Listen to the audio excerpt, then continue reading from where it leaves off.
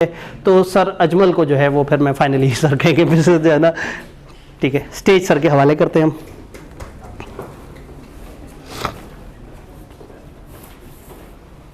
Sir जज़ाकल्लाह, sorry आपको काफ़ी ज़्यादा ये जब दिल करे, बस बीच में एक नमाज ब्रेक है वो बच्चों से। उससे पहले ख़वातीन 5:20 ठीक है, उसमें नमाज भी पढ़ के निकल सकते हैं। तो हम कम्युलेटिव अभी से 5:20 तक कर लेते हैं ताकि हम नमाज पढ़ के घरों को निकल सकें। वैसे सारी चीज़ें तो सर आपने डिस्कस करवा दी हैं, मेरे ख्याल में क्वेश्चंस ही बच जाते हैं इनसे।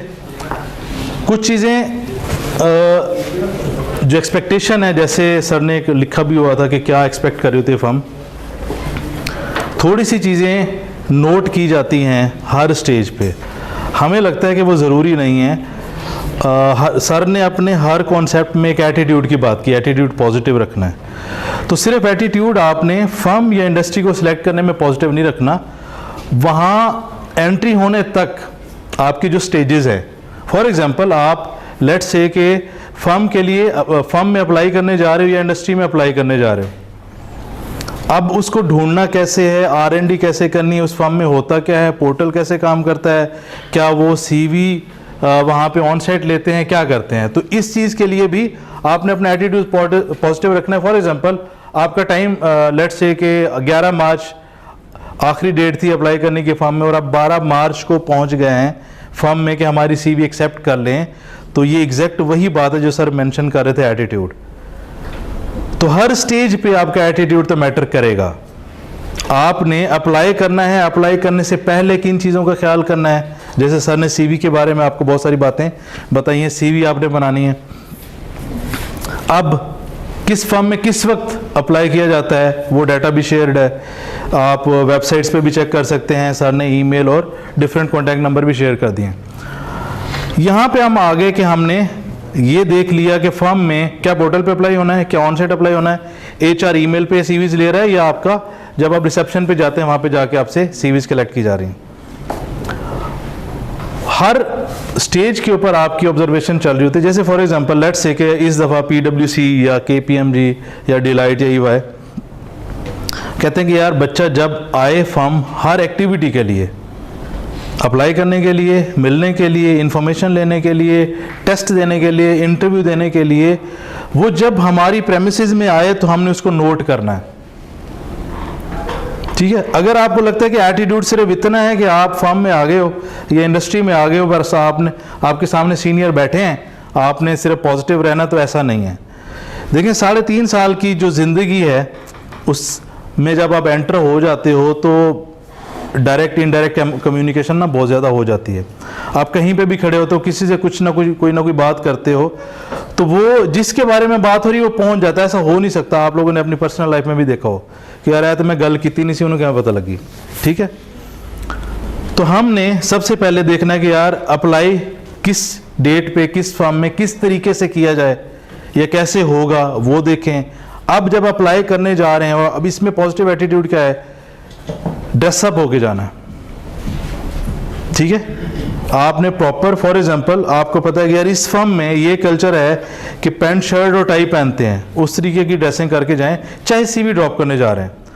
अगर आपने जो R&D की होगी अप्लाई करने से पहले, अगर आपको लगता है कि इस फर्म में ये कल्चर है कि आपने जस्ट जो है ना पैंट और शर्ट पहन के जानी है, आपने CV ड्रॉप करने के लिए भी एटीट्यूड का ख्याल रखना है। CV किस कंसर्न बंदे को जमा करवानी है। आप फर्म में जाएं, आपको पता नहीं यार इसमें फर्म में है क्या, HR डिपार्टमेंट है नहीं है, पोर्टल है, फिजिकल लेते हैं, तो ये अब आपका एटीट्यूड देखें। अगर आप वहां पे जाके ब्लैंक खड़े हुए हैं ना, आपको पता नहीं है कि यार यहाँ पे अप्लाई किस तरीके से होना था, आप रिजेक्ट हो गए। अगर आप फर्म में जाके पूछ रहे हैं यार इधर अप्लाई कैसे करते हैं, क्या इनका कोई पोर्टल होता है, कोई वेबसाइट है, क्या ईमेल पे रिसीव करते हैं, क्या HR रिसीव करता है, रिसेप्शन पे सबमिट करवानी होती है, क्या प्रोसेस है, आप उधर ही रिजेक्ट हो गए हैं, तो अगेन ये भी एटीट्यूड है कि आपको पता ही नहीं कि फर्म में आपने अप्लाई कैसे करना है।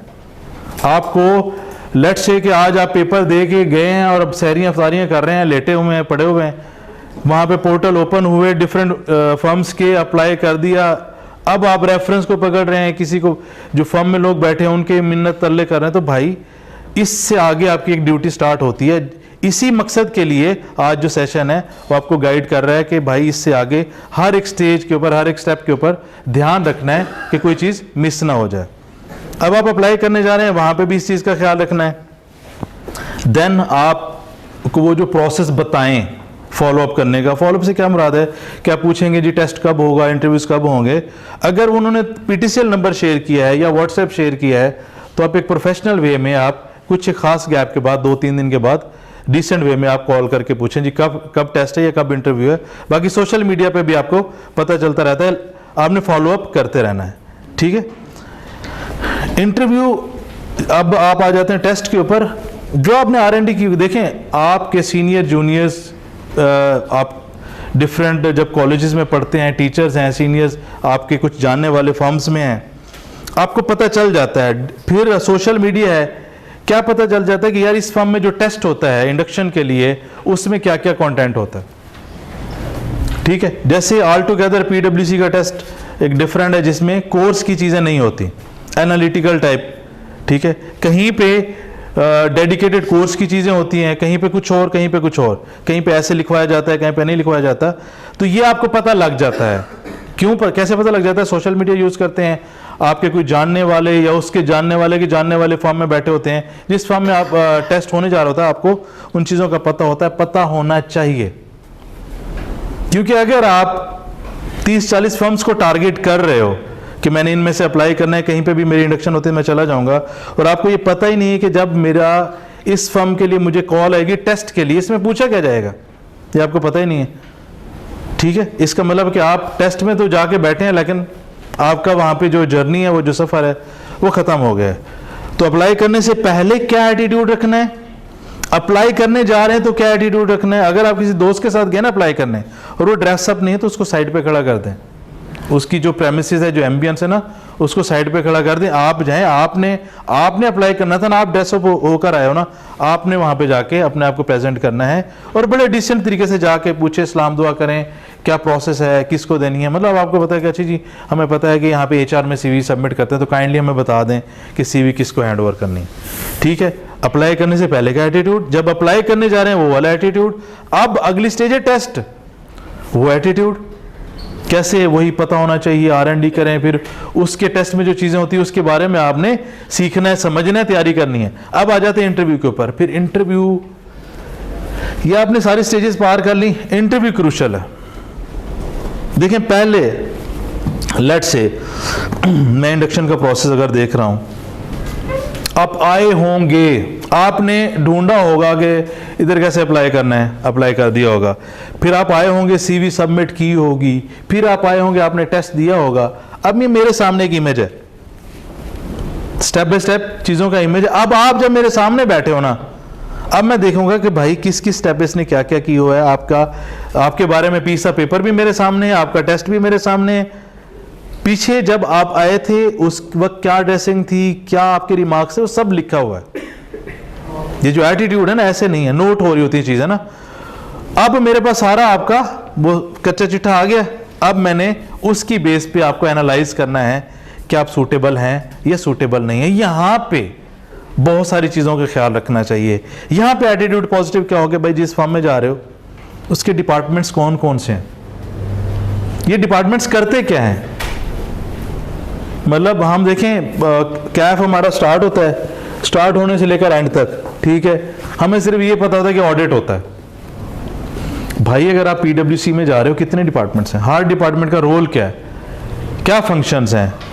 अगर एक डिपार्टमेंट इंटरनल ऑडिट, उसमें करना क्या होता है, ऑडिट उसमें करना क्या होता है, एडवाइजरी है, ERP है, कंसल्टिंग है, टैक्स है, इसमें करना क्या होता है। जिस फर्म में जा रहे हैं, ये मैं उसके आपके एटीट्यूड और पॉजिटिव होने की बातें बता रहा हूँ, उसमें कितने डिपार्टमेंट्स हैं उसके बारे में आपको पता हो, उस डिपार्टमेंट की जो एक्टिविटीज हैं वो करता है क्या है वो पता हो आपको, फर्म के जो हिस्ट्री वगैरह है, कल्चर वगैरह है, वो चीज़ें पता हो।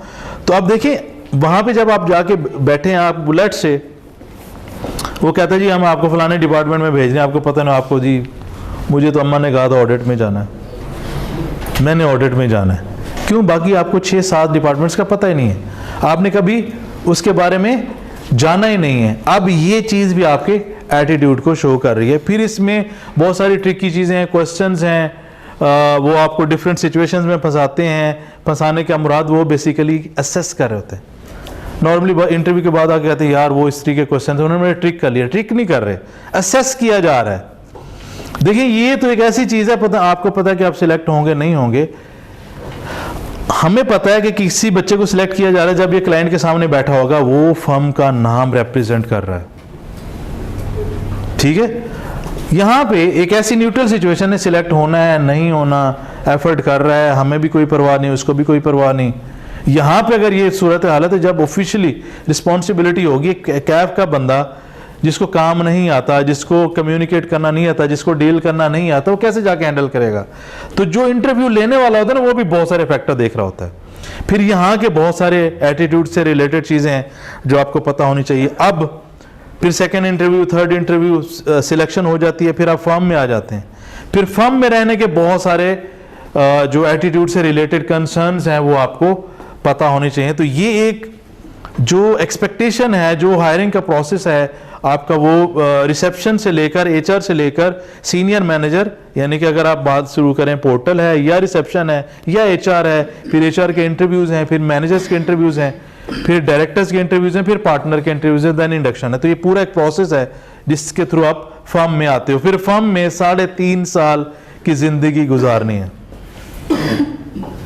ठीक है। अब 3.5 साल क्या है, एक चीज याद रखिएगा। लेट्स से अभी कोई इस वक्त रूम में 25 साल का है, 25 ईयर्स, 24 ईयर्स, 23 ईयर्स, 23 ईयर्स। देखें एटीट्यूड की बात समझा रहा हूं। 23 ईयर्स, मार्कर मिल सकता है हमें। लेट्स से कि अगर आपके आर्टिकल स्टार्ट होते हैं 23 ईयर्स से, कब खत्म होंगे?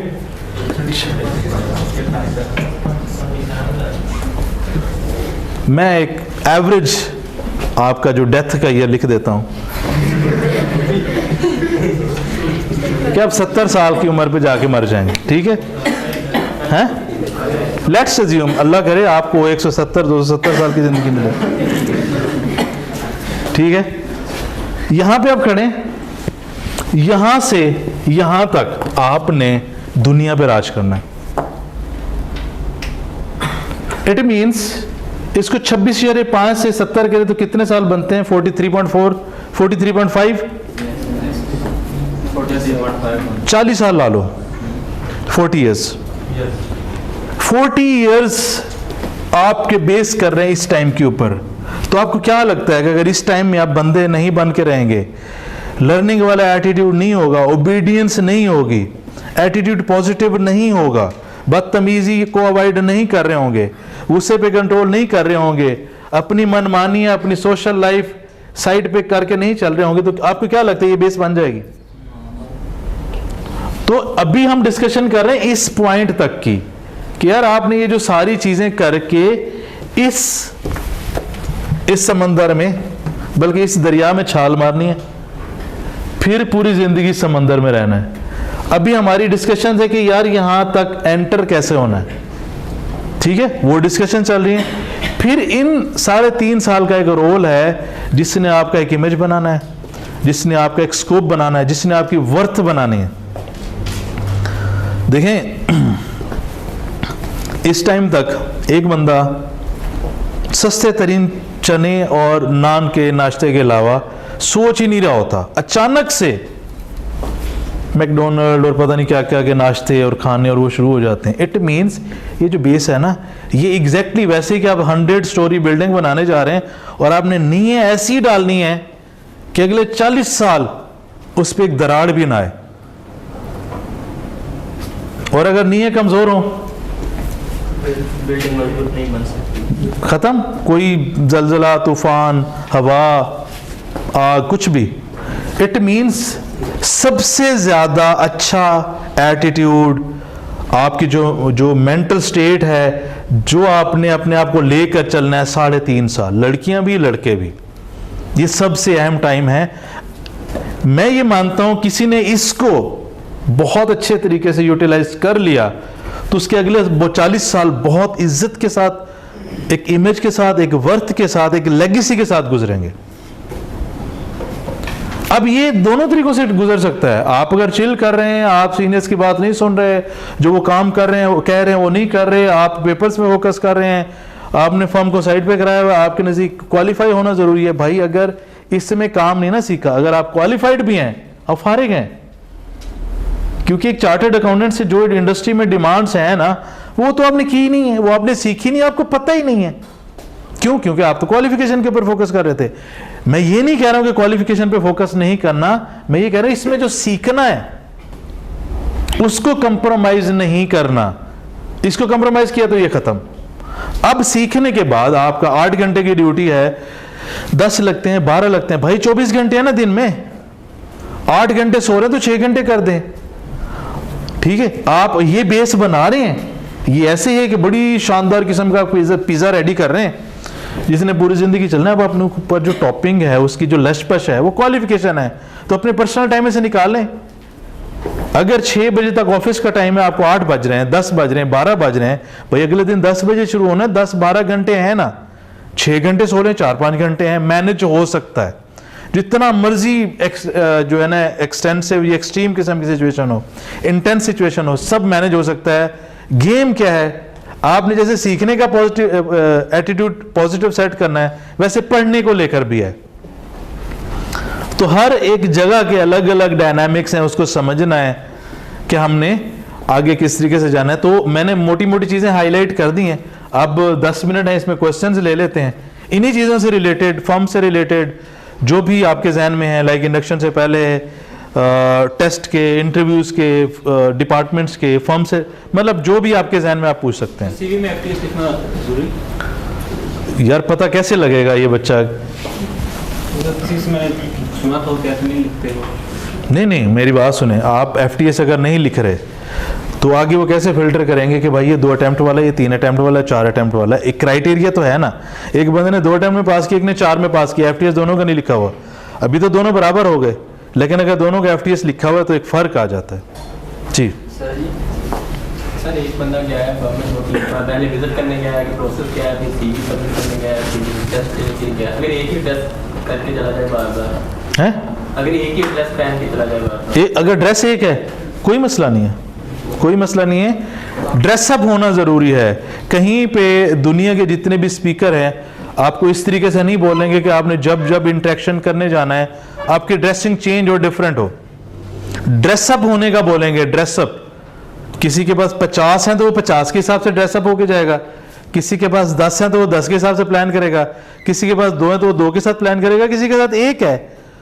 हर दफा जब जा रहा है वो उसको धोएगा, प्रेस करेगा, neat and clean, shoe polish करेगा, तो कोई मसला नहीं है। ड्रेसअप होना जरूरी है कि भाई अगले बंदों को पता लगे जिस मकसद के लिए आया है उसको ये पता है मैं क्या करने जा रहा हूं। ठीक है जी सर जी, सीवी पर जो कुछ एक्स्ट्रा कोर्सेज होते हैं उनका इंपैक्ट होता है? जैसा कि मैंने अभी सर से भी क्वेश्चन किया, एडिट सिमुलेशन का या एडवांस एक्सेल का या कुछ ऐसे कोर्सेज जो अभी आप रिकमेंड कर दें, तो इससे स्टूडेंट के एटीट्यूड का आइडिया होता है कि उस चीज़ को लेकर सीरियस है और उसने एक्स्ट्रा। पहली बात देखें ना, अगर आपने एडवांस एक्सेल लिखा हुआ है, ठीक है, पॉसिबल ही नहीं है कि आता हो प्रैक्टिकल एक्सपीरियंस के बगैर, नहीं वाकई में, ठीक है, बेसिक तक समझ आती है। अगर एक बंदा लिखे कि एडवांस एक्सेल, आपने कभी किसी कंपनी का फाइनेंशियल डाटा देखा ही नहीं है, आप उस पर एनालिसिस नहीं कर सकते, उस पर फार्मूले नहीं लगा सकते। हाँ, जिसे आप ट्रेनिंग ले रहे हैं उसने डाटा दिया होगा, अभी भी आपके जहन में एडवांस एक्सेल एक इमेज की बेस के ऊपर है, तो आपको मोटा मोटा उस तरीके से आता है। बट यस, जिस जगह पे बैठे हैं और जिस रोल के लिए वो आपको सिलेक्ट कर रहे हैं, वहां पे अगर एक्सेल की रिक्वायरमेंट है तो बहुत ज़्यादा बेनिफिशियल होगा। एक मिनट, ठीक है। तो अगर नॉर्मली आप देखें, ये जो एक्सेल है, एक्सेल, वर्ड, पावर पॉइंट, जो MSO में आप करते हैं ना, ये बहुत ज़्यादा फ्रूटफुल है। हम लोग इसको सिर्फ रात को वीडियोज यार 50 आज टेक कर दो सवेरे, ठीक है, फिर अच्छा जी यार कल 4 लोगों ने पास किया था, उसे की मंगवा लेते और पेपर पास कर लेते, तो ऐसे ना करें। तो ये आपका जो सबसे प्राइम है वो है Excel, then Word, then PowerPoint. ये आपको अगर आप सीख के इसको पास करते हैं तो ये आपको बहुत हेल्प आउट करेगा इंडक्शन में। जी सर बेंचमार्क जो कंपनी पूरे प्रोसेस के दौरान रखती है वो कौन से सीवी से लेके पूरे प्रोसेस में? नहीं, अब आप देखें ना, लेट्स से अटेम्प्ट्स अगर काउंट कर रहे हैं वो है, सामने बंदा खड़ा है उसकी ड्रेसिंग है, बोल रहा है उसकी कम्युनिकेशन है, क्वेश्चन कर रहा है उसके आंसर है, तो हर जगह के हर चीज़ के अलग अलग बेंचमार्क हैं। सीवी में क्या चीज़? सीवी में देखिए कैफ के टाइम पे आप कैफ ही होंगे ना, और तो कुछ नहीं कर सकते। ये बड़ी हद दूर तक किसी ने कोई बीए या बीकॉम किया होगा तो उसमें क्या बेंचमार्क है, तो कैफ जितना शॉर्टेस्ट अटेम्प्ट में होगा वो एक बेंचमार्क हो सकता है। मतलब देखना, आपने कैफ एफएससी के बाद कैफ स्टार्ट किया, कैफ हुआ होगा, किसी ने एडिशनली बीए बीकॉम कर लिया तो ठीक है, तो उसमें बेंचमार्क क्या है गया, जिसने 2 अटेम्प्ट में 3 में जो भी क्राइटेरिया है वो एक हो सकता है बेंचमार्क। जी, और खवातीन आप लोगों को सवाल नहीं है?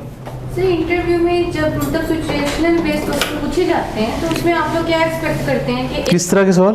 सिचुएशनल पूछने का कोई सिचुएशन दे देते हैं कि इसमें आप क्या करेंगे, तो उसमें आप लोग क्या एक्सपेक्ट करते हैं कि एक आपको ऑनेस्ट एक प्रॉपर आंसर दिया जाए या तो फिर उसको भी फिर मैनिपुलेट करते? नहीं, इसमें देखें वो सिर्फ क्वेश्चन आपको दिया जा रहा है एक ऐसी चीज़ जो आपने नहीं देखी ना आप उसको समझते हैं, वो सिर्फ ये देखना चाह रहे हैं कि ये अपना दिमाग यूज़ करके सोल्यूशन तक पहुंचने की कोशिश कर पा रहा है या कर पा रही है या नहीं। ठीक है, जवाब आपका सही है गलत है इट डजेंट मैटर, कॉन्फिडेंस से आप अगर उसके सोल्यूशन पे पहुंचने की कोशिश कर रहे हो फिर ठीक है। तो कॉन्फिडेंस चेक करना है, आपका दिमाग चल रहा है। ऐसा तो नहीं है कि हमेशा ऑडिट एक ही तरीके से होना है, हमेशा टैक्स एक ही तरीके से होना है। डिफरेंट सिचुएशन होगी, डिफरेंट टीम होंगी, डिफरेंट प्रॉब्लम होंगे, डिफरेंट लीगल इश्यूज होंगे जो पहले कभी नहीं देखे होंगे, पता लगे दिमाग ही ना चले। तो इसलिए उसमें कॉन्फिडेंस है और आप उसमें जो प्रॉब्लम है उनको सॉल्व करने की पोजीशन में आ रहे हैं या नहीं। जी, टेस्ट की अगर अच्छे से प्रिपरेशन या जिसके ज़्यादा अच्छे मार्क्स हो तो उसका इम्पैक्ट होता है। तो जाहिर सी बात है, अगर एक टेस्ट ले रहे हैं ठीक है तो उसके नंबर मैटर कर रहे हैं ना आपकी रैंकिंग में, प्रेफरेंस में आप आ रहे हैं।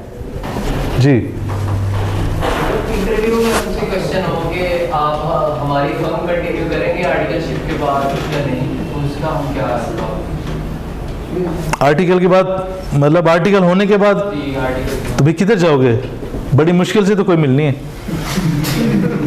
नहीं आर्टिकल हमारे खत्म हो गए 3.5 साल के। अच्छा नहीं, उसमें अच्छा आर्टिकल खत्म हो गए हैं, उसमें डिपेंड करता है। देखें, 2 चीज़ें होती हैं, एक उस वक्त फर्म की नीड क्या है, नंबर 1, नंबर 2 आप में उस तरीके के गट्स या पोटेंशियल है जिसमें आप बहुत सारी टीम्स को लीड कर सकते हैं, प्रोजेक्ट्स को मैनेज कर सकते हैं। तो ये दोनों चीज़ें जब एक साथ बैठ रही होंगी तो यस वो आपको रोकने की कोशिश करेंगे। अगर आप इंटरेस्टेड नहीं हैं तो मजबूर तो नहीं कर सकते, ये आपके ऊपर है। आफ्टर आर्टिकल आपकी कॉल है कि आप फर्म में रुकना चाह रहे हैं, अगर वो आपको रोक रहे हैं मतलब ये आपकी मर्जी नहीं होगी, दोनों चीज़ें पूरी हो रही हैं, वो आपको ऑफर करेंगे। अगर आप रुकना चाह रहे हैं तो ओके, अगर आप रुकना नहीं चाह रहे हैं तो वो क्यों आपको नहीं रोक सकेंगे, मजबूर नहीं कर सकेंगे। हाँ जी सर ये कि जैसे हम लोग सीए में आने लगते हैं उससे पहले जो हमें ख्वाब दिखाए जाते हैं, सारा सीए के बारे में बताया जाता है, उसको बहुत सिग्निफाई और ग्लोरीफाई किया जाता है। तो जब आप कैफ कर लेते हैं या आर्टिकल्स कंप्लीट कर लेते हैं तो उसके बाद कहानी असल में वैसी होती है या उसकी बताया ही जाता है? क्योंकि ये देखिए ना, अब जैसे आप बता रहे हैं सारे हालातों वाक़यात अब जो बताए जा रहे हैं, तो ये जो टिपिकल बाकी निज़ाम है कहीं ना कहीं उससे मिल रही है, एक आपको एज नहीं मिल रहा है कि अगर आप सीए कर रहे हो या कुछ। क्या ग्लोरिफिकेशन क्या चाहिए? नहीं मतलब कहा जाता है कि अगर आपने बहुत अच्छे से कर लिया कल को आपको टाइमली आर्टिकल्स के लिए भी मिल जाएगी फॉर्म और बाकी सारी चीज़ें। आर्टिकल मिलना थोड़ा सा मुश्किल हो गया है नो डाउट, बट बाकी जो चीज़ें हैं वो अपनी जगह पे वैलिड है। ये जो 3.5 साल का टाइम है, मतलब जब इंडक्शन हो जाती है आपकी, ये 3.5 साल का टाइम भी वैसे ही वैलिड है। इसकी जो एक्सपीरियंस है देखें, ये इतना वैलिड है कि आपने 3.5 साल, लेट से मैं कहता हूँ जी ऑडिट में आपने 3.5 साल लगा लिए, आप इतने वैलिड हो जाते हैं कि दुनिया में किसी भी कंट्री के ऊपर हाथ रखें, उसके किसी भी कंपनी के ऊपर हाथ रखें और आपको अकाउंट्स डिपार्टमेंट में भेज दें, आप हैंडल करना शुरू कर लेंगे। तो यस आगे है, थोड़ा सा एक मुश्किल हुआ है, मुश्किल इस तरीके से हुआ, डिफरेंट सर्कमस्टांसेस हैं, नंबर ज़्यादा पास हो रहे हैं, रिक्वायरमेंट कम है, बिजनेस इकोनॉमी वॉट एवर जो भी रीजंस हैं, वो थोड़ा सा है, टफ हुआ है या मुश्किल हुआ है, लोगों के लिए प्रॉब्लम बढ़ रही है, बट उसके बाद गेम वैसे है। अगेन करने वाले के लिए है, जो मेहनत कर रहा है, जो सीख रहा है, सीखने के साथ साथ अपनी पर्सनैलिटी पे, क्वालिफिकेशन पे काम कर रहा है, तो यस सब कुछ है आगे। सर क्या स्टार्ट करके जो सब्जेक्ट्स की हैं क्लियर, तो उनकी काफ़ी मटेरियल जेल से निकल गया हुआ है, तो आगे फर्म में अगर उसके बारे में हुआ तो उसके लिए क्या दोबारा? देखिए अगेन 2 साल में किसी ने कैफ की है, 1.5 साल में, उसको भी पता है कि इसको सारा कुछ याद नहीं है। जैसे अभी मैंने बात की एनालिटिकल स्किल्स, दिमाग आपका चल रहा है, कॉन्फिडेंट है, शेक तो नहीं कर रहे, प्रेशराइज तो नहीं हो रहे, अंडर प्रेशर तो नहीं आ रहे। देखिए जब बंदा अंडर स्ट्रेस होता है, एंग्जाइटी, अंडर प्रेशर होता है, उसका दिमाग नहीं चलता, वो काम नहीं कर पाता। तो उस तरह की चीज़ें असेस हो रही होती हैं, हमें भी पता है, नहीं याद होता। बड़े के मोटे मोटे अकाउंटिंग, टैक्स, लॉ, ऑडिट इस तरीके से देख लेने चाहिए। सारा तो याद नहीं हो सकता, आपने जो रिसेंट दिए होंगे वो भी याद नहीं होते प्रॉपर। तो अगेन कॉन्फिडेंस चेक हो रहा होता है, आप अंडर प्रेशर परफॉर्म कर लेंगे कि नहीं, असेस किया जा रहा होता है ना। ठीक है जी।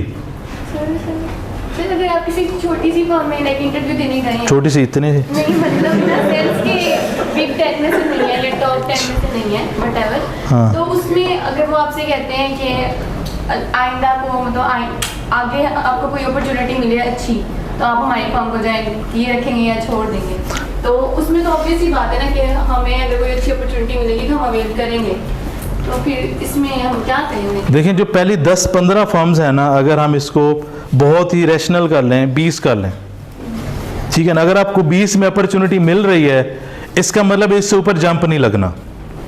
देखिए आपकी 10वें नंबर, 11वें नंबर, आप जो भी रैंकिंग का क्राइटेरिया उसकी बेस पे, बिग 4 के बाद जो भी क्राइटेरिया है 5 से लेकर 10 तक, 15 तक, लेट्स से 15 तक कर लेते हैं। कहीं पे अगर आपको आर्टिकल मिल रहे हैं तो ये बहुत बड़ी गनीमत है, ये सही है।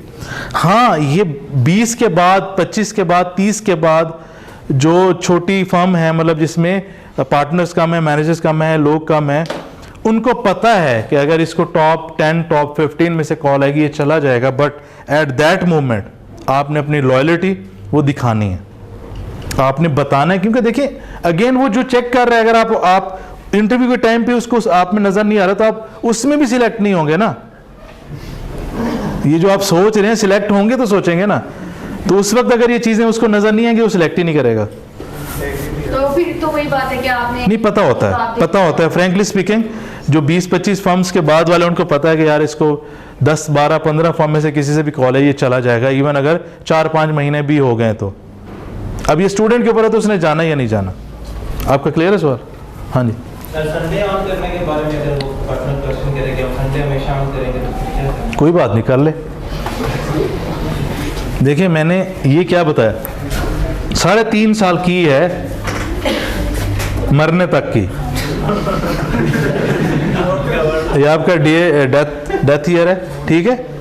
तो उसमें आपको लेट नाइट भी बिठाएंगे, आपके एग्जाम लीव्स भी इफेक्ट होंगी, वीकेंड्स पे भी को बुलाएंगे, बहुत सारे मसले मसाइल होंगे, ठीक है।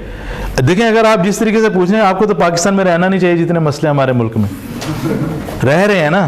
तो ये जो 3.5 साल का सीखना है, इसमें वही ओबीडियंस आपने रखनी है। आपसे जो एक्सपेक्ट किया जा रहा है वो आपने कहना। देखें 3.5 साल आप एक जगह पे सीख रहे हैं। हज़रत अली का कौल है कि जिसने मुझे, हज़रत अली का कौल है जिसका मफहूम है, जिसने मुझे एक लफ्ज़ भी सिखाया वो मेरा आका है। ऐसे ही सर, ठीक है। आका मतलब वो आपकी जान के फैसले भी कर सकता है अगर आप एक्चुअल में माने तो, ठीक। आप एक बंदा सिखा रहा है, आप ओबीडियंस के आखिरी लेवल तक हों, क्योंकि उसके बाद अब बानसीब आपने ये टाइम अच्छे से गुजार लिया। मज़े की बात यह कि जो ओबीडियंट रहते हैं, बादब रहते हैं, बातें मानते हैं, बदतमीजी नहीं करते, लड़ाई नहीं करते, बहस झगड़ा वगैरह नहीं करते, पेपर उनके ही पास हो रहे होते हैं। सारी चीज़ों की बरकत है इकट्ठे। अगर आपको लगता है कि अच्छा जी इसने लेट सीटिंग करवानी है मैनेजर ने, मैं तो नहीं करनी, मैं तो जाके पढ़ना, तुसी पढ़ना भी कोई नहीं, ठीक है। तो ओबीडियंस और ये सारी चीज़ें जहन में रखनी है। जब इस तरीके से आपसे एक्स्ट्रा वो करवाया जा रहा था तो वक्त आने पर फैसिलिटेट भी करते हैं। जैसे फॉर एग्जांपल अभी एक बच्चा है, उसके सारे आर्टिकल 31 मार्च पे ख़त्म होने हैं, उसकी एक जगह पे जॉब हुई है, ये आप लोगों के लिए पॉजिटिव, और वो आफ्टर आर्टिकल 250+, ठीक है, क्वालिफाइड है वो। उसने अच्छा काम किया था, उसने 20 दिन का ग्रेस टाइम मांगा कि मुझे 20 दिन पहले छोड़ दें, उसने अच्छा काम किया हुआ था, उसको छोड़ दिया गया। वो कैसे 20 दिन कि यार उसने संडे भी लगाए होंगे, उसने लेट सीटिंग भी की होगी, वो वीकेंड पे भी आया होगा, वो बहुत लेट भी बैठा होगा।